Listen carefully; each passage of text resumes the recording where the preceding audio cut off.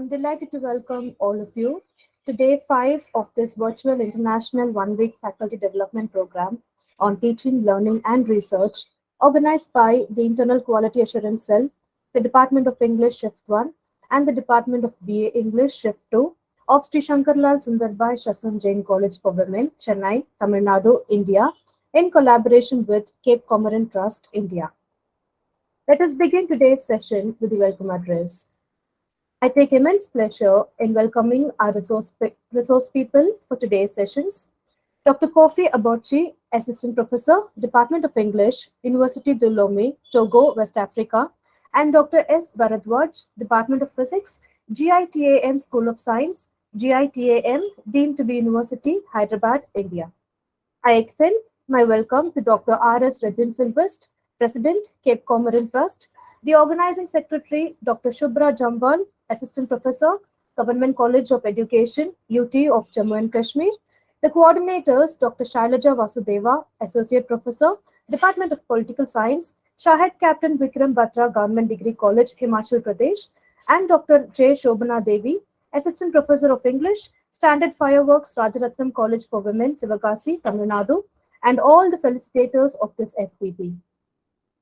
I also welcome the program coordinators of Sri Shankarlal Sundarbai Shaswan Jain College for Women, the heads of the departments, my fellow colleagues, and all the departments and all the participants of various departments to day 5 of our faculty development program. Before we move on to the session, it is my duty to introduce our first resource person, Dr. Kofi Aborchi.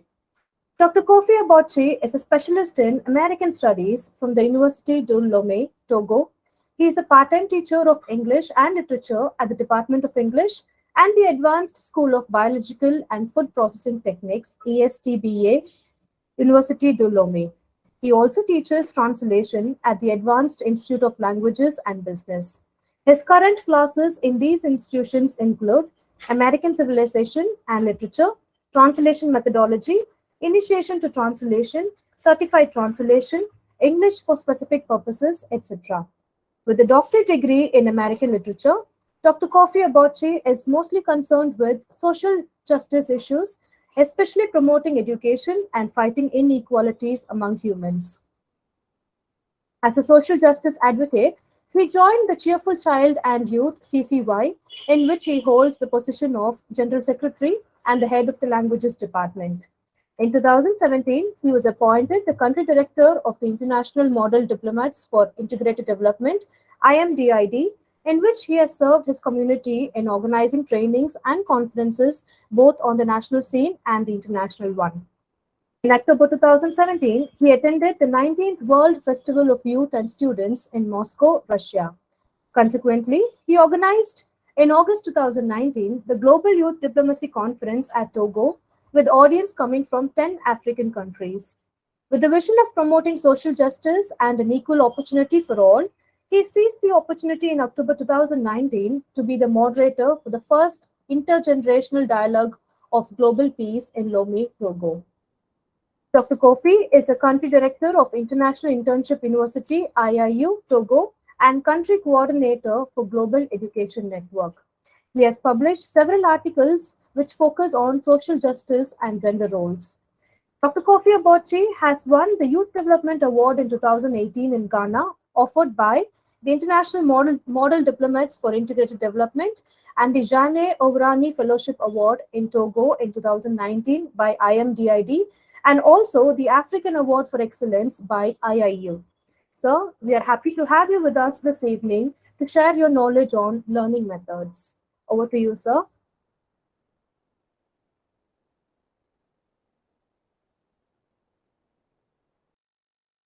Hello. Good morning, good afternoon, good evening to all of you. Here in Togo, we are in the afternoon. The time now is 12:36.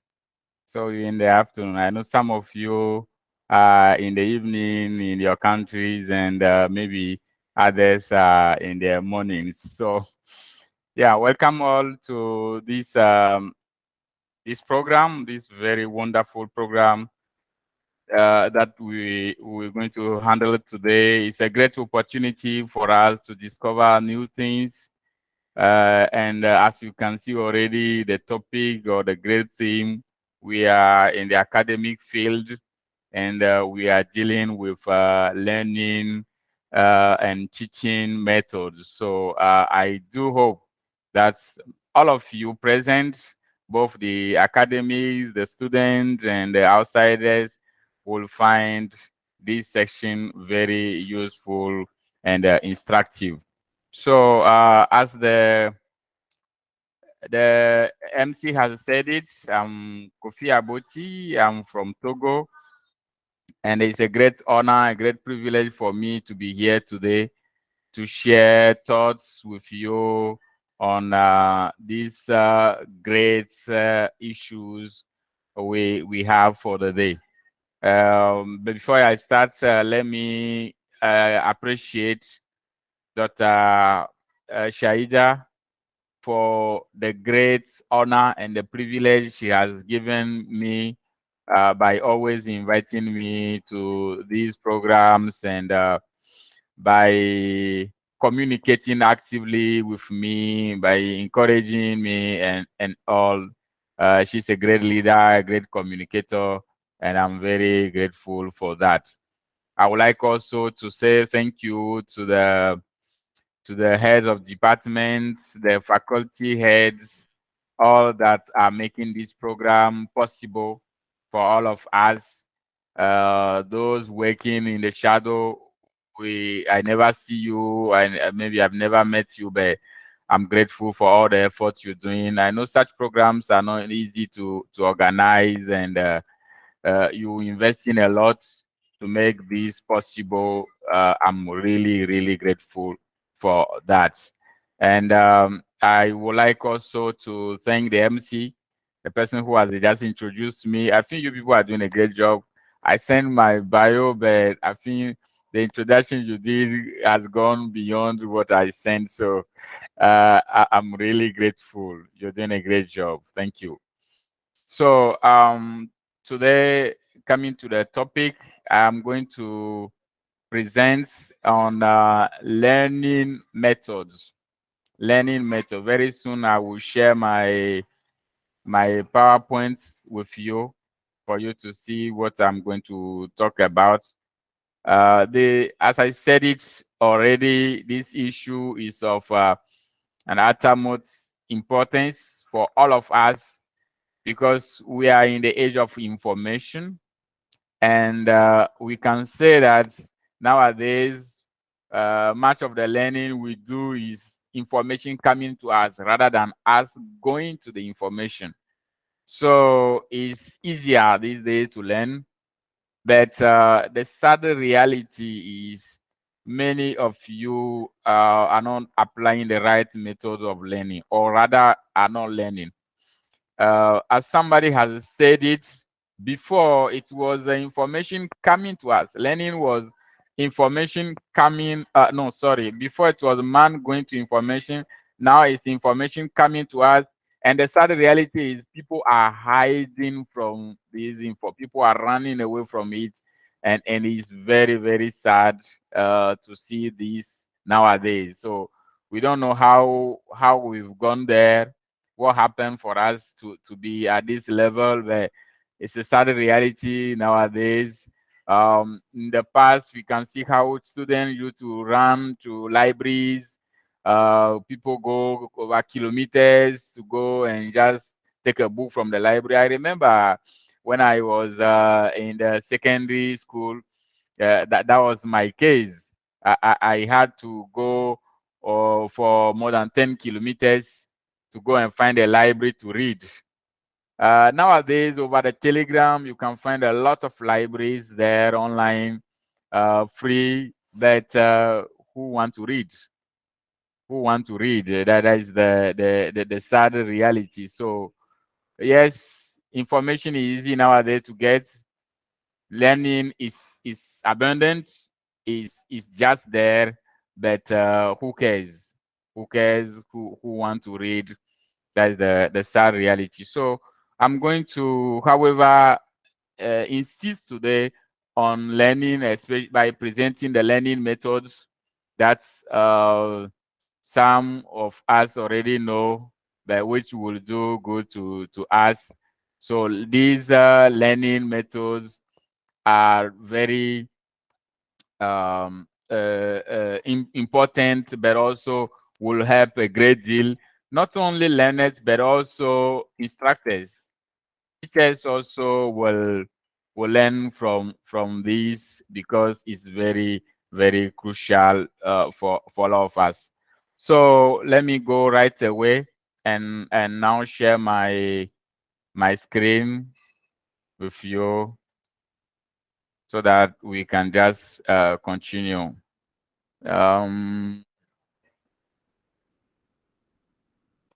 Just a minute.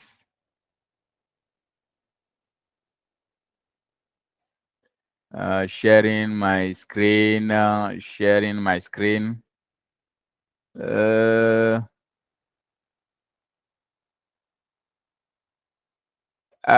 MC, is there any specific way I'm having issues with the sharing of the screen?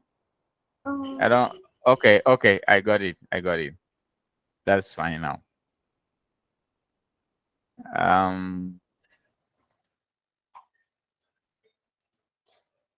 So I don't know. Can you see my screen now? Not yet, sir. Yes, yes, yes, sir. Okay, thank you. So learning methods. I will present you my short introduction. The learning methods are the methods which I identify and put into practice by the students. After the students have attended class lectures and acquired an understanding of the academic concept and lesson plans, they need to implement the learning methods, which would enable them to augment their understanding. The learners also need to take into account various aspects into augmenting their learning. That is academic subject and concepts, grade levels, learning abilities, and academic goals.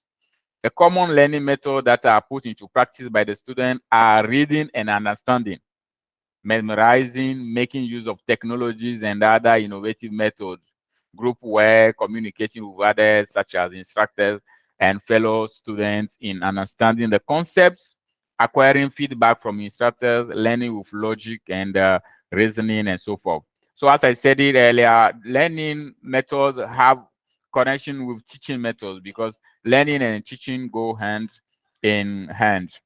So with the course of learning, setbacks do take place.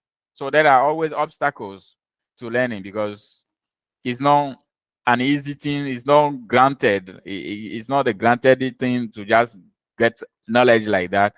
So there are obstacles. By making use of the technologies and other materials in our effectual manner and forming agreeable terms and relationship with others will enable the student to put into practice the learning method in an appropriate manner.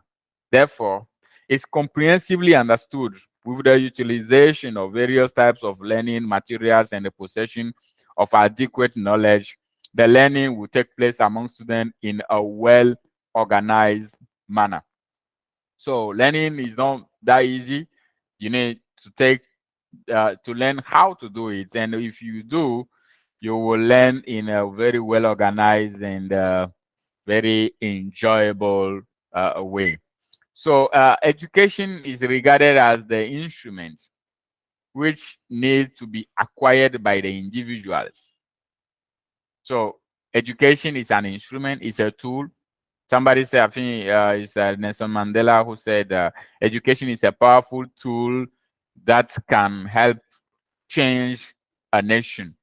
So it's need to be acquired because it's a tool. And irrespective of the age group, so either young or old, all of us need them, whether we are male or female, we need them, all categories and background. In the present existence, the individuals belonging to all categories and background have recognized the meaning and the significance of education.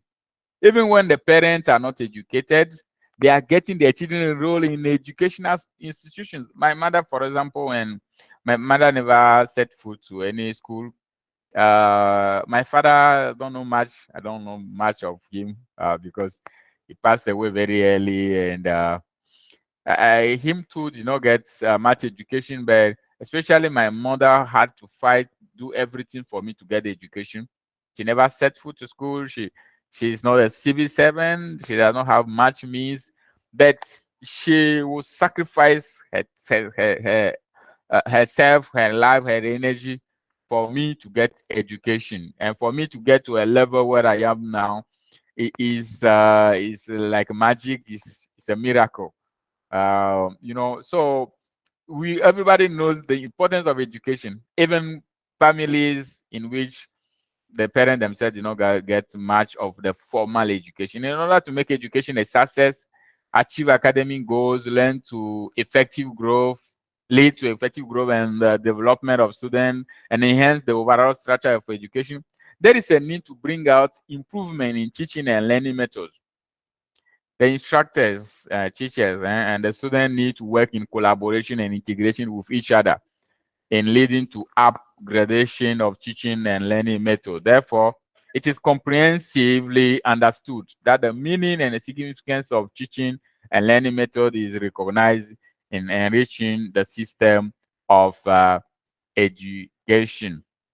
In the same vein, when the instructors are making use of teaching methods in an effectual and meaningful manner in promoting student learning, they are able to recognize their meaning and the significance. The various type of teaching methods such as the lecture method, work example, and all of these, they are, they are important to put take into account the academic subject and the concepts, grade levels, learning abilities, and academic goals. Furthermore, the instructors need to be well prepared in terms of utilization of various type of technologies and other materials. We are in the age of technology, of course. So therefore, it can be stated the meaning and significance of teaching methods is recognized when they are put into practice in a worthwhile and effective manner in promoting student learning and augmenting the overall system of education. So the meaning, I'm still, I will go quickly with the introduction so that I tackle the work. Learning methods are the methods, as I have already put it before. Now, let me go straight to the الظهر ما types بيشنا of. تمشي بتمشي أصلا بكرنا ضاري أصلا بكرنا Hello, والظهر hello, any issue? No, sir. Professor Marifat, could you Hi. mute your microphone? Okay, thank you. Type of learning methods. So the research-based teaching methods, instructional strategies, and classroom strategies have the main aim of bringing about improvement in the performances of the student. The teaching methods are not single. In other words, there are various types of teaching methods. They need to be organized and put into practice with the main aim of promoting student learning. The teaching methods are teacher-directed as well as the teacher as student directed. So it's vice versa. The teacher directed teaching methods are lecture modes, work examples, interactive workshops, flipped classroom, and the Socratic questioning. On the other hand, the student directed teaching methods are discussion-based learning, case-based learning, collaborative learning, inquiry-based learning, problem-based learning, and problem and project-based learning. The different type of learning methods are all stated as follow. So the first mode we're going to see is the lecture mode. The lecture mode. So this is it's mostly used when instructors in education are communicating with their students face to face and providing them explanation in terms of academic concepts and lesson.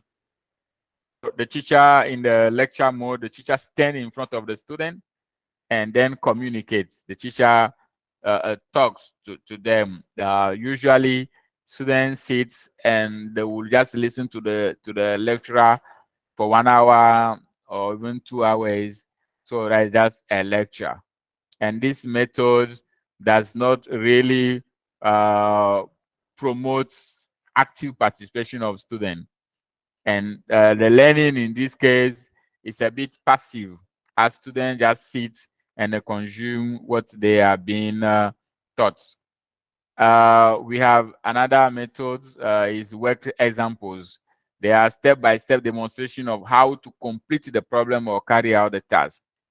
At the first and foremost stage, the concepts are introduced to the student in the simple form, and then complex procedures are introduced by the teachers. So it's usually a kind of demonstration on how to complete the problem or carry out the task.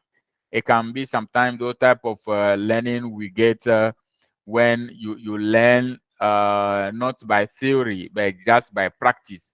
You work with a mason, for example, you learn by seeing how the person does it. You don't really learn by any method. You don't have the theory, but you know in principle how it functions and all that. So we have also interactive workshops. The interactive workshops are based on questions and problems that students have. In other words, when they experience any problem and difficulties or need to generate awareness in terms of various aspects, interactive workshops are organized. In these workshops, the students are encouraged to work in groups. So in groups, they carry out written exercise, in activities and exchange ideas and viewpoints. So this workshop, usually sometimes teachers organize their class in groups of students and then give them assignment where they should meet, discuss, come out with a conclusion and present it to the whole class later, or present it in form of a work. So in this way, the students don't really just passively acquire knowledge from the teacher, but they participate by themselves, exchanging ideas, by bringing what they know, and then helping with the class. So we have the flipped classroom, which in the basic structure of the flipped classroom, the students first get engaged in online learning. In other words, they make use of reading material, video lectures, and podcasts. After augmenting the learning, they come to the classroom for the guided practice. So when the students come to the classroom to acquire education, they are already aware in terms of concepts. So sometimes teachers that give a topic and then ask the student to go and do their own research on it. So they go online, they read material, video lectures on YouTube and podcasts, and then after all this research, they come. Okay, so when the students come to the classroom to acquire education, they are already aware in terms of concept. They know already what concepts are being included and what is waiting for them. So the student implication in this learning method is very, very active. So we also have the Socratic questioning, which is a teaching method. But also, how does this help the students? It's enable the student to examine the question in a logical manner. So the teacher give assignment to the students, and then the students, through that, they learn to examine the question in a logical manner. As my topic is more on the learning methods, I'm not staying too long on the teaching methods. As I told you, teaching and learning go hand in hand, but I will mostly focus on the learning methods. So discussion-based learning. Discussion-based learning is the learning which involves students to get engaged in discussion. When they are working on group subjects, they are required to participate in discussions and exchange ideas and viewpoints with their peers. The discussion-based learning enables the students to facilitate the application of their learning and development of critical thinking skills in real-time discussion with other viewpoints. So the discussion-based learning is a very key way for the students to apply their learning and their development of critical thinking skill in real-time discussion with other viewpoints. So learning is not only to just help learners acquire some knowledge as if it is a food, but it's help them through the learning process. Students also develop their critical thinking, and that's why we as teachers, as instructors, must be very aware of these methods so that we know we know in real time how we can improve the critical thinking of our students. Not all the time, of course, but time in our teaching time, we must learn to develop or to help our learners develop critical thinking skills. The instructors encourage the student to get engaged in discussions as an opportunity to practice reasoning skill rather than simply exchanging opinions. So it's not only about exchanging opinions, but about reasoning skills. In order to do well and generate the desired outcomes, discussion-based learning is engaged as one of the most effective and worthwhile teaching methods.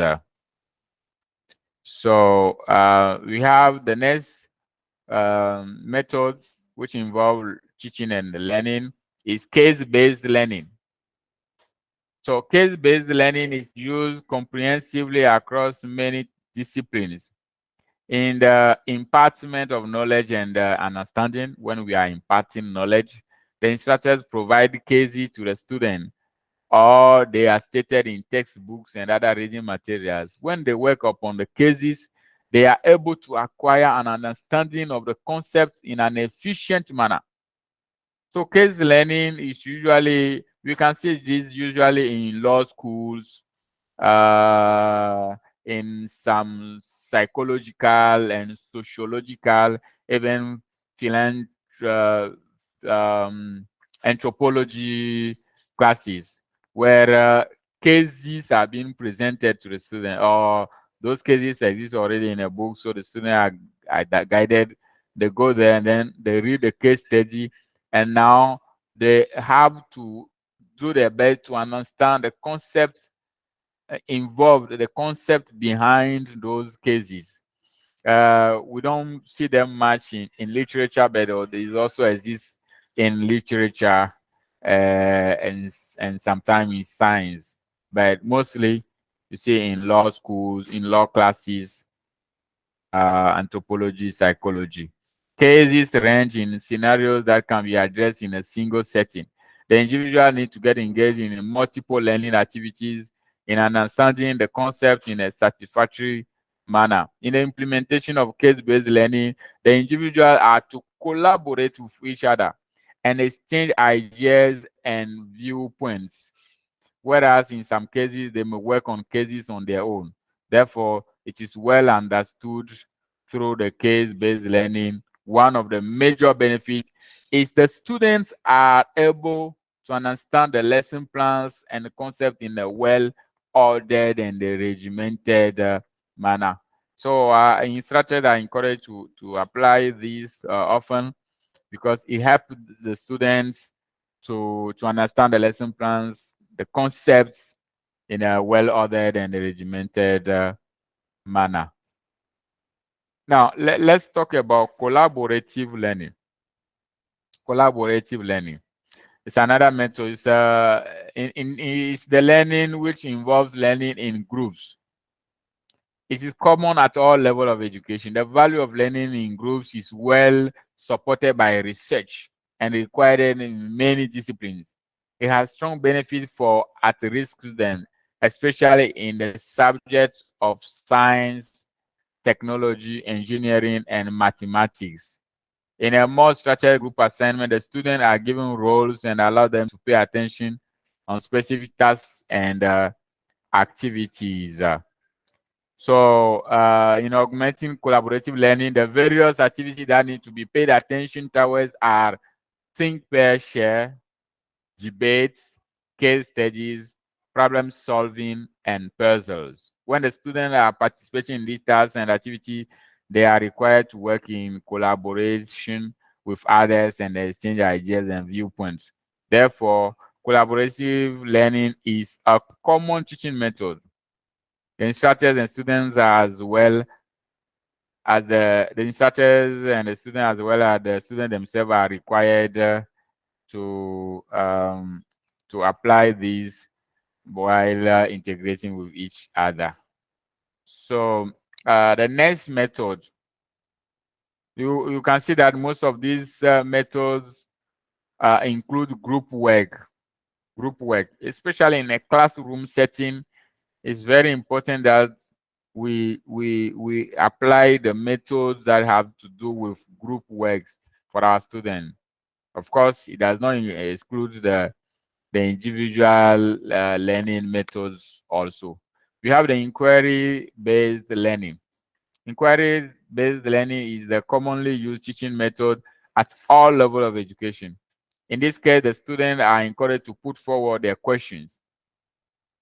When they have any difficulties and problems, their question will help them in providing solutions to them. So instead of the lecturer coming and just teaching them, he allows the student to ask questions on a topic. I can say on Saturday, should you have any issue? So when they ask questions, the teacher's class is just an answer to the inquiries of the student. Through inquiry-based learning, the students are able to develop their critical thinking and problem-solving skills. Develop their critical thinking and problem-solving skills, which are very important keys for our learners. And even parents must apply or must use these in their homes, because it's very important that your students develop critical thinking and problem-solving skills. These are very, very important for their maturity, for their development as young adults, and for their capacity to face life. As we know, life is full of challenges, and our students, our children need to develop these skills to face life. So we have the implementation of this method in an active manner enabled the instructor to put into practice the assessment strategies in an efficacious manner, which is very, very important. Now, another method of learning is problem-based learning. Problem-based learning. It can be weird to see that we're talking about learning and we put problem ahead. Yeah, it's not that weird, because during learning help us to identify problems, to find ways to solve them. And as we talk about critical mind development and problem solving skills, it's important that we know or we get familiar with this method. So through this method, the student needs to solve problems with the main objective of acquiring an understanding of the subject and concepts. So a problem is set, and the students are required to answer. In a law class, for example, a case, just we saw the case study, a case can be put forth to the student. Sorry, a case can be put forth to the student who will now think of solving them. So when they're in the process, they are not just getting objective, they are not just getting an objective way of getting knowledge, but also they are developing themselves. After the completion of lesson plan, the instructors provide problems to the student, which will enable them to acquire an efficient understanding of the lesson plans and the academic concepts. The students are required to solve the problems. The problem are put forth in front of the student, and they are then required, they are asked to solve these problems. The problem can be solved in groups or through working individually. So when the students are providing solution to the problems on an individual basis and they experience setbacks, they are required to obtain support and assistance from the other individuals, including the instructors and fellow students. Furthermore, the problem-based learning enables the student to upgrade their critical thinking, their analytical and problem-solving skills. Because these skills are coming back again. As I told you, and in many companies nowadays, especially managerial company positions in companies, so these skills, problem solving, critical thinking, are usually required. And even in positions like secretary or secretariat, you need to have these skills because they will help you a lot solve those problems. Why not? Even in a career like a footballer, in a career like a singer, if you don't have these critical thinking skills, use problem solving skills, how can you how can you really do your work? So it's very important. Sorry, I'm having a little issue with my presentation. Hello, can you still see my screen? No, sir. No, sir. Okay, just a minute. Just a minute, I will work on that.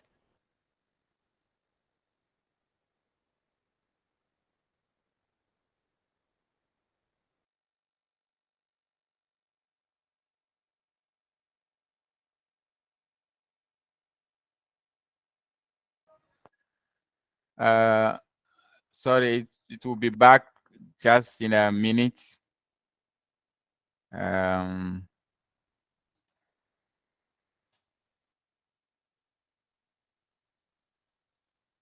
I think it's back now.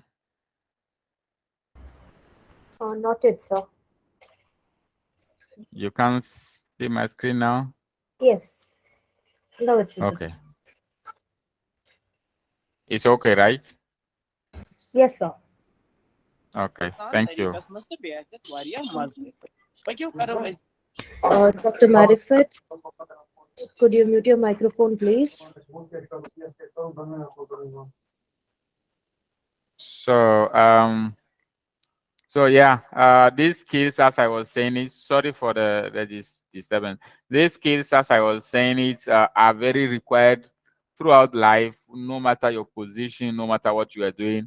So lecturers are are asked not to only focus on giving knowledge, head knowledge, or cognitive knowledge to the student, but also to help them develop these skills. So these methods are very, very important for the learners to acquire not only knowledge but these skills. So another method of learning is the project-based learning. Project-based learning. This one is in the teaching method. You know, it's enable the student to work on projects. So the instructors form the viewpoint that when the student will work on project, they'll be able to understand the concept better. Here in the Université de Lomé, where we have big groups, large numbers of students in the classes. Sometimes our clusters are given in the form of project-based learning, where we give a lot of work to the students in form of projects. We give them projects to them. They are in groups. So the goal, they develop that they go and do their own research and write a project on the topic and come and present it. So this is done whether individually as well as in groups.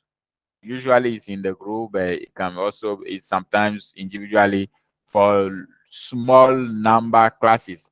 When in a class you have small number of people, you can just give them this project individually. When the individuals are working on the project in groups, that includes novice student, one student to put emphasis on the equitable contribution to an uh, one need to put emphasis on the equitable contribution to an assignment. So the assessment strategy that are put into practice should take into consideration the differences in the effort. Usually during this learning methods, many students become passive learners or lazy, if I may say it, while some of them are or just commit themselves to really working on the project. Let me take as an example. In a group of 5 people, for example, you can see barely 2 people working on it, while 3 people are just waiting for the 2 to come and present their results for validation sometimes. But then during even this validation, you know that there's no such debate. They just say, okay, fine, we are happy with what you did. Let's go and deposit and submit the project. Usually you will see that in such works, the group rely on the smartest people in the group. So if there's one smart guy or if there are 2 smart people, the group just rely on them to do a good job. They don't question whatever they do, and then they go and submit. Now, what should the teacher or the instructor do so that the evaluation will take into account the efforts of each and everyone? And that's why in my English teaching classes, what I do is I don't grade the project papers because it's an English class and I want to evaluate the oral practice of the language. So what I do is, yes, you do the research, you come and do the presentation. So I grade the presentation, the oral presentation, not the paper. And when you do the oral presentation, I'm grading every individual. I'm not grading the group. The grade is not for the group as a whole, but for each individual. You perform well, you have a good grade. You don't perform well, you won't have a good grade. So in this case, I am evaluating the efforts of each one. Each one is compelled to do their best. Is compelled to follow and do that. That's the case. So in cases where it's not about oral presentations, I think teachers or instructors must take into account or must devise ways to evaluate the individual effort. Because if you don't, then all the people involved in the group will not learn from this exercise. So only some will learn and some will not learn. Furthermore, they should allow the students to contribute to the evaluations of their peers. Yes, at times you can ask the class to evaluate their peers who are presenting. In the implementation of project, there are various tasks and activities in which the students are encouraged to participate. When they participate in various tasks and activities, they are able to augment their learning and generate the desired outcome. So another learning method is the visual method. So visual learning method is the learning method when the student have images and pictures before them to acquire an efficient understanding of the information. So the picture is there. That's why nowadays there are many dictionaries of these are many picture dictionaries. I think we need to use this one in the primary, kindergarten and primary levels a lot, but they are also used at the university level. This learning method requires the student to see first what they are expected to know. They need to be aware of the strategy of mapping their thoughts. They need to have a picture of what they have in their head before they could process them in a better way. The common characteristics of visual learning are have good spatial awareness and a sense of direction. They can help them to visualize object plans and outcome in a manageable manner, take pleasure in practicing artworks, painting, drawing, and doodling. So the visual learners in the writing class may be able to process the information in a better way by seeing a video clip and how the video is beneficial in understanding the concept in a satisfactory way. Here, I encourage our students, even at the university level, to sometime go to YouTube.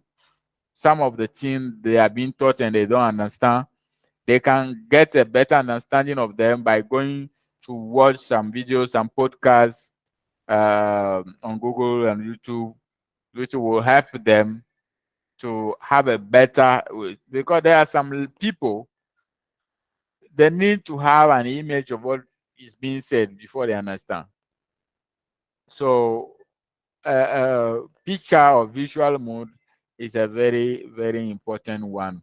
Another one is the auditory or the auditory musical. The oral learning is used to classify those who respond to sound and the speech.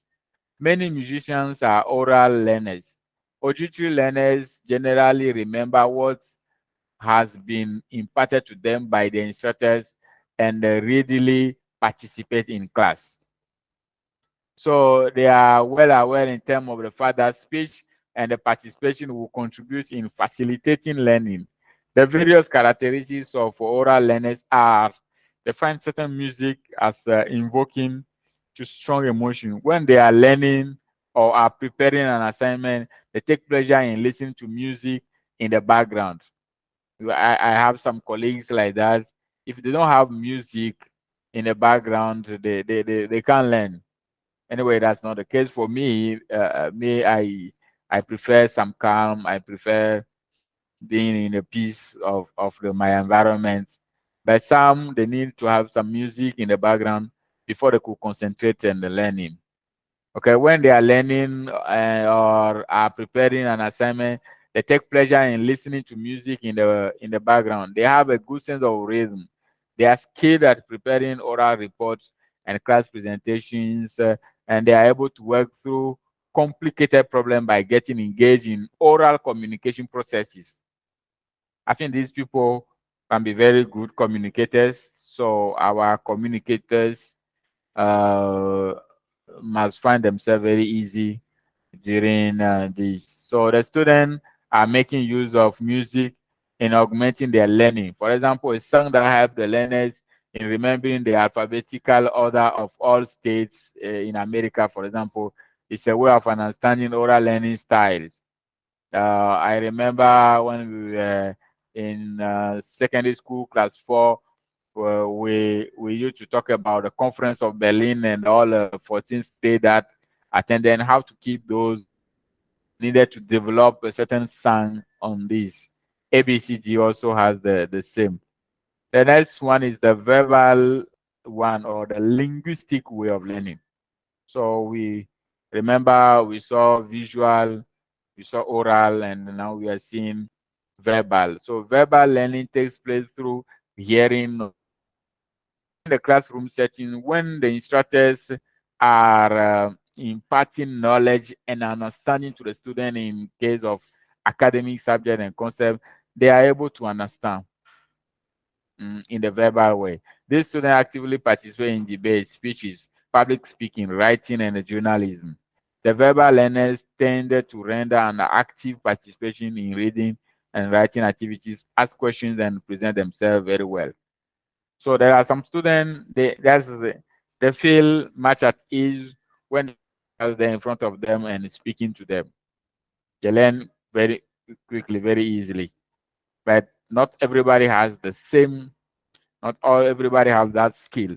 Some will need to see an image before. Some need to hear a sound before. So the students when they develop the interest, they participate in learning of new languages, have a large vocabulary, take pleasure in learning new words, do not appreciate silence, and enjoy working in groups. They want people to be talking to them constantly. They want to work in groups, and some of them, they are eager to share the little they discover. Whenever they discover something new, whenever they understood some principles, they have to share it to for other people. They have to discuss, and they are the one that asks most of the questions in classes. So if they interact with other, hence it is of utmost importance for the individuals to focus upon upgradation of interactive abilities in achieving personal and professional goals, and in bringing about improvements in their overall quality of lives. So the next mode of learning is the physical learning. The physical learning, or which we call the kinesthetic way. So physical learning are animated and they learn best by going through the motions in terms of what they are learning and understanding. That sometimes teachers are requested to act what they are saying. Some of the things you need to act to them, because there are physical learners and they learn only in terms of motions, in terms of actions. The physical learners normally have high levels of energy. They generate awareness, notice, and appreciate the physical. They won't appreciate when the teacher is seated and just talking. This is better for verbal learners, but not for the physical ones. The visual, yes, but not for the physical. Physical one, they want action, they need action. The next mode of learning is the logical or the mathematical. So the logical learners are the ones who take up fields such as engineering, mathematics, science, and technology. These people are very good in this domain, and they aspire to understand the reason behind. Whenever you state something, they would like to understand the reason that substantiates what you are saying, the reason behind the elements or the facts that you're giving or the facts they see. Furthermore, they take pleasure in games such as chess. In other words, these learners express interest and enthusiasm in participating in various tasks and activities which would prove to be favorable in upbringing their intellectual skills. So the logical learners classify and group information together in order to understand it better. They like grouping the information.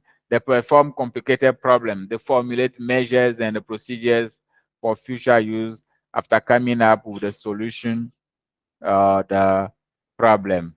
They plan agendas and the itinerary, they rank and number them, and they make use of statistics to conduct analysis of the data. That's why when you're teaching such to students, it's important that you classify everything you're teaching them. It's important that you decide this is number point one, this is point two, point three, point four, and all these. Anyway, if you don't, they will do it in your place. They need to group them. They need to group the information. They need to rank them, number them, and make use of statistics. When the individuals are pursuing the field of engineering, mathematics, science, and technology in higher education institutions, or when they are solving mathematical problems in school, they need to upgrade their logical skills. In addition, the individuals are able to hone their critical thinking, analytical, problem solving, and technical skills. A new skill here, as these are crucial in leading to generation of desired outcome. Therefore, this type of learning method will be meaningful to the student in solving problems, particularly in the field of engineering. So this is the logical one or we can say logical mathematics. The next one is the social or interpersonal, social or interpersonal. Is comprehensively understood that socialization is the key in upgrading learning. We know most of the time teachers, especially in the past, teachers need to keep the distance from the students. They need to stay aloof from them. I don't really know for which reason, but that's what used to be done. Nowadays, we know that much of the learning is in form of socialization, whether in the classroom or outside the classroom. People or humans learn mostly in form of in terms of socialization. At all level of education, they started put emphasis upon promoting teamwork. So that's why teamwork is very, very important. Teamwork, group works, project-based work in groups, problem solving, no, project-based works, and case studies in groups are very, very important because it's help puts it puts it highlights the interpersonal relations, and it ease the learning. In other words, they encourage the students to socialize and exchange ideas and perspectives. It is apparent that barriers do take place within the course of acquisition of education and achieving academic goals. Hence, socialization is regarded as the fundamental aspect that will make provision of support and with their fellow students. Furthermore, they take pleasure in participating in activities such as speeches and debates. So those speech group where they have to present a speech or debate, they are very important. They are able to generate awareness in terms of conflict resolution method and prevent the occurrence of conflicts and disagreement from assuming a major form. So one other way to learn is what we call the solitary one, or the intrapersonal. The precedent is the interpersonal. Now we are talking about the intrapersonal. Solitary learners are the learners who prefer to learn on their own. In other words, they are introverts, self-motivated, and independent to a major extent. They prefer a quiet environment in their personal and professional lives. Somebody like me is an intrapersonal learner. I prefer quiet environments. The main aspect that need to be taken into account by solitary learners are spending time in self-analysis, implementing time management skills, formulating goals, and making plans. They read books and generate awareness in terms of ways of values and are needed in enriching their overall quality of lives. When they experience any barrier within the course of implementation of their job duties and achievement of academic goals, they may interact with their instructors and fellow students only in terms of their problem. Normally, they take pleasure in working on assignment and projects on an individual basis. Some of the things people like us do, they don't wait for somebody to give them instructions. If the implementation of a group project is a part of an academic requirement, in such cases, they may work in groups just with the aim of enhancing their performance and outcomes. Yes, we don't hate working in groups, but of course we just prefer working alone. When they need to work on assignment project, prepare for tests, exam, and so forth, they work independently. Therefore, it is well understood solitary learners take pleasure in putting into practice various type of learning methods in learning independently. I think I will wrap up the last methods quickly as the time is against us. Well, in learning, we have the use of technology. It's another method of learning when we make use of technologies. This is comprehensively understood that the usage of technologies are regarded as imminent in implementing job duties in an appropriate manner and in acquiring learning and understanding of the subjects and the concepts.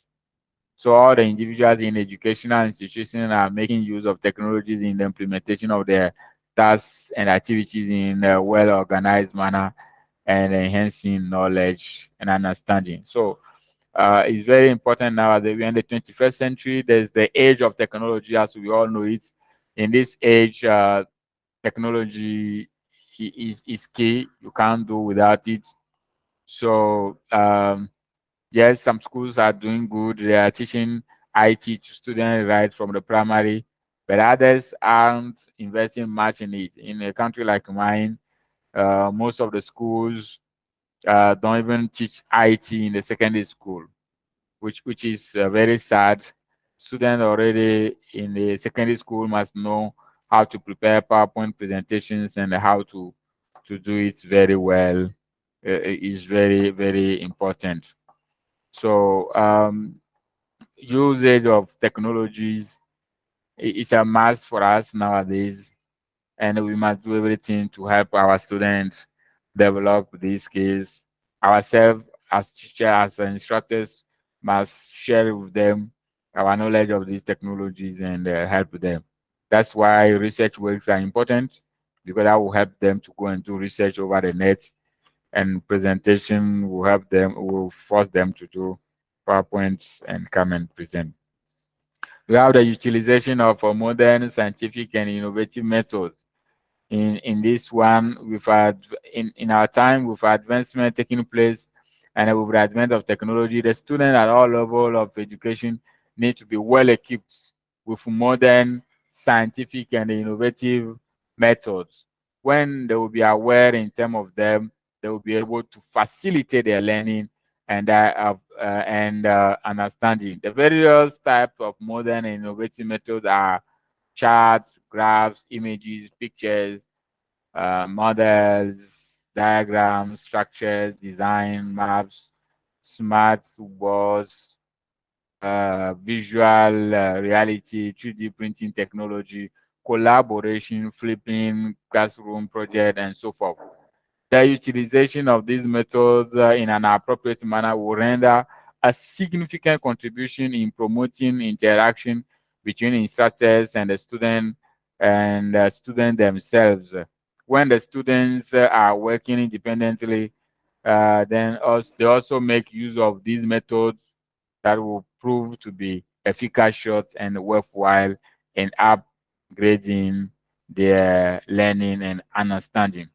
So it is very, very important to insist on this to our students, because these methods are all very useful and will help them to a great deal to acquire much knowledge, but also to be great leaders, because teaching is not only about helping people to have head knowledge, cognitive knowledge, but also to be great leaders. And as we are all born leaders, we as instructors must accompany our students to develop their leadership skills. So most of these learning methods help us not only to acquire knowledge, but also to develop their leadership skills. Important, very important for their development and for their progress in life. Thank you so much. I think I will stop here. If there's any question, I will take them. Thank you.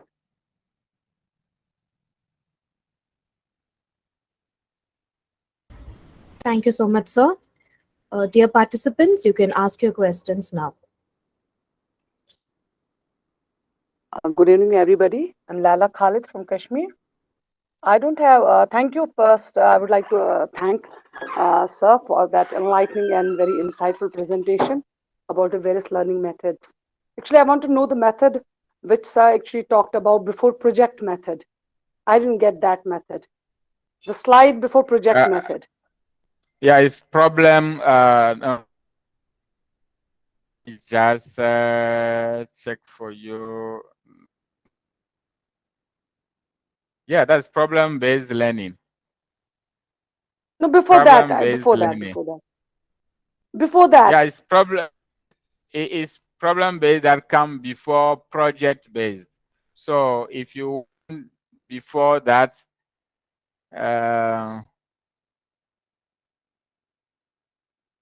it was inquiry-based learning. Yes, sir. Yes, sir. Inquiry-based learning. I don't know. You want me to explain that again? Yes, sir. Yes, sir. Yes, sir. Okay. Inquiry-based is when student has to ask questions. So or the instructor in the situation, the concept, or just put forth the general topic, the theme of the class, and the line to put forth their question, whatever they are not very familiar with. It's through their question now that the give this lesson. So it's through. Oh, hello. Can you hear me? Hello. Yes, sir. Yes, sir. We can hear you.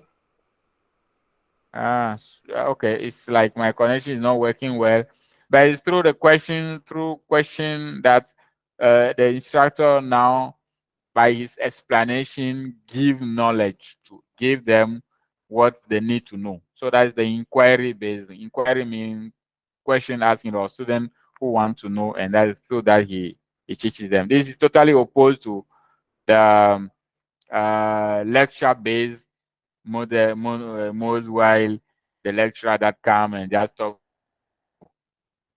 Thank you. Thank you, sir. Okay. Yeah, you're welcome. Any other question? Yes.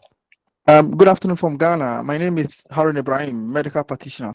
Thank you, Professor Kofi. I mean, it's an awesome presentation. You've given us about 20 different methods of learning.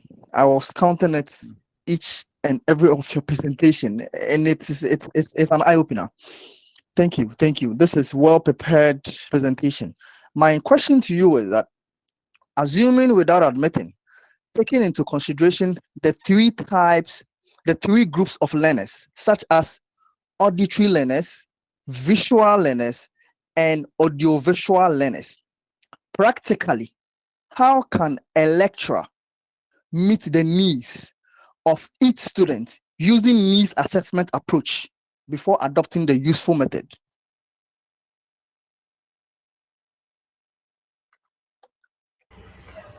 Professor Haruna Ibrahim, Professor Kofi has left the meeting. He will rejoin shortly. All right.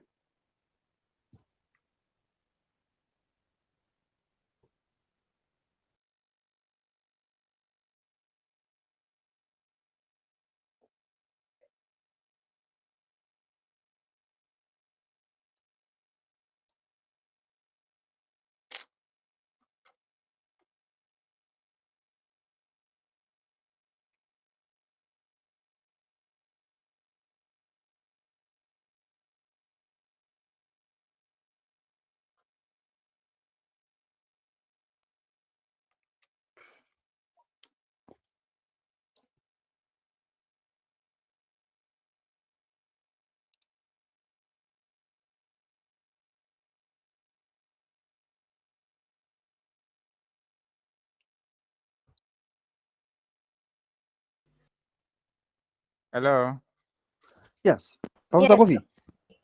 Yes. Sorry. Yeah, I was listening to you until a time, and then I Yeah. got off. You said taking into Yeah. account. Can I repeat the question? Yes, fine. Okay, yeah. So I said, assuming without admitting, taking into consideration three groups of learners, such as auditory learners, visual learners, and audiovisual learners. Practically, how can a lecturer like you meet the needs of each student using needs assessment approach before adopting the useful learning method?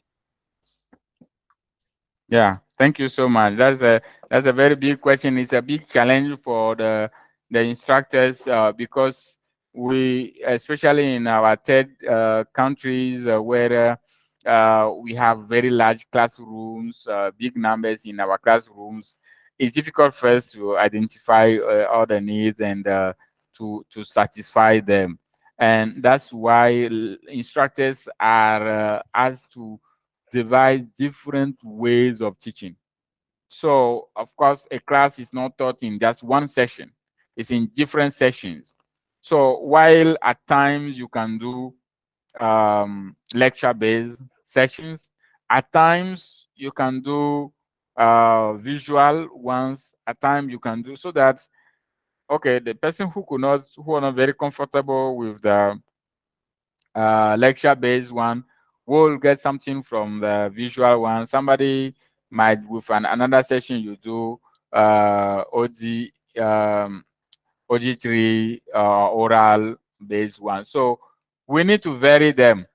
Yes, we cannot satisfy their needs all at the same time. But if we do that all over our sessions, we have semesters in our universities or semesters of 12 weeks. Before you cover your lecture, if you could apply all of them, you will help to a certain level meet the needs of all of them. That's my approach. Okay, thank you very much for your answer. My next You're question welcome. is: you see your presentation centered on the central idea of your presentation is on upgrading critical thinking, problem solving, rather than opinion, rather than exchanging opinions. So, with critical thinking and problem solving skills, which of these methods that you presented out of the 20 methods that you gave us, which of these methods would challenge a student to critically think beyond the box? Which of them, or which of these? I will not really point one or two of them which will do this. But many of them, as you have seen it, for example, many of the skills have to do with either research or group work. So Yes. if we focus on these, the student will definitely, through their own research, through their own thinking, their group work, their communication, they'll really develop the critical thinking. And these skills, as I said it, are life skills. They are needed everywhere. So the method that call for teamwork and investigative work develop these skills. I don't know if I Okay, understand, if I answered your. Yeah, my last question is in the 21st century, advancement in technology is something that we cannot overlook. Coupled with the unforeseen COVID-19 that hit the world, should lecturers adjust and adopt teaching and learning methods at a point in time? Should lecturers looking at unforeseen? Yes. Yeah, okay. Should lecturers? I think your question is already answered. Yes, they should, and I think many of us are still kind of balanced between the old ways of teaching and the new ways. You will see that in our third countries, many of us cannot really make our learning virtual or bring our students to work with the new methodologies. If you see, for example, nowadays we are not supposed to give homework where students would work on a paper and bring it. we have the nets, we have the different platform. We can bring them to work and just send the work by mail, or we can have work on Google Forms and all those different forms.